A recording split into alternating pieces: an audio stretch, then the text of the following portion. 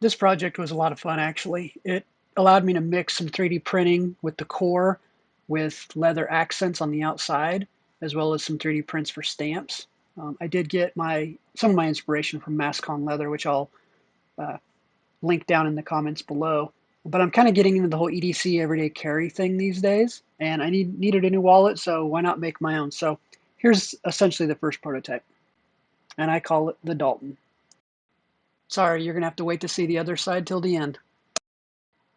So to get here, I went through a few prototypes of different types of leather wallets, and here's the very first one I did, and you can see the attempts at stitching. Here's a second one, which was significantly better stitching-wise, but I still didn't quite like it. It looks okay, but not really my style. So the key is these stitching pricks or irons or whatever you want to call them. That's the whole key to doing a good stitch. And here's my first attempt at a Dalton, so to speak. It's a 3D printed core two-piece that I glued together with the leather on the outside. It's actually really nice. I like it, but having two pieces makes it more complicated, so I pivoted. So here's the new core. It's essentially a single piece. This one's in PETG. I have done one in TPU for squishy as well, but the key is printing it vertically so you don't have to worry about supports or anything like that, and it actually works out pretty well. So after you get the core created, you have to do the stamps. So again, 3D printed some stamps for each side of the wallet, and I'm using very thin goat leather for this to keep the wallet very thin. So I'm not going to make you watch the whole printing or stamping process, but put it in about 10 minutes and you're good to go. One tip though, I do use these plastic blocks to keep the leather away from the steel so I don't get discoloration or anything like that on the leather.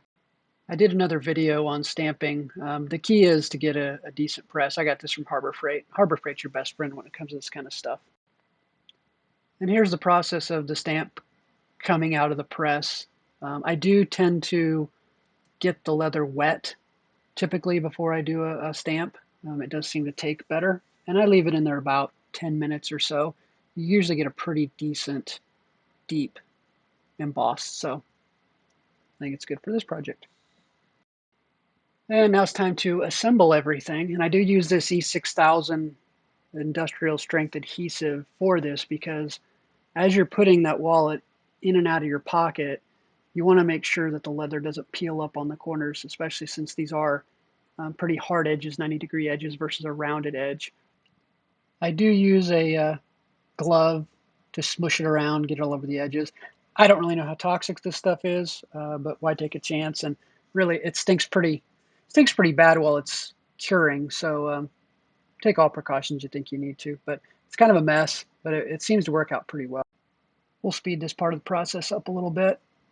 And I do have some old hotel keys in there to give some structure to the 3D blank just to make it a little bit easier to get this all done. And now it's time to stick the leather on and let it cure. As you'll see with the finished product, I didn't line it up too great on this one, a little too high, but again, I was just doing this for the video and to show the process that I go through to make this. Once the leather's stuck, I use some steel as weight, uh, put that little plastic thing back in there and let it sit for a few hours. So the next step is to sand the edges and bevel the edges. I didn't get beveling on camera for some reason, so I actually already did that.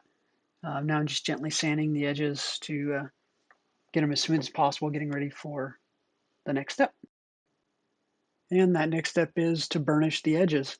So I just use a little bit of water on the edge, and then I have a burnishing tool attached to my quartz Dremel, which speeds things up quite a bit compared to a hand burnisher.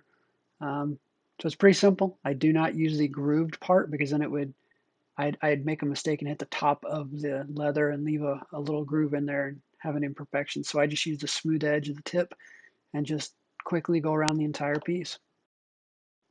And the last step is to add a little coconut oil. It softens the leather and gives it kind of a darker tone to something that isn't dyed. So what you normally do is heat the leather up with a heat gun, just gently, not crazy, and then rub in the coconut oil and make sure you coat everything nice and thick, and it really typically makes the embossed areas kind of stand out even more as well. So um, takes just a few minutes, and then you just let it dry essentially.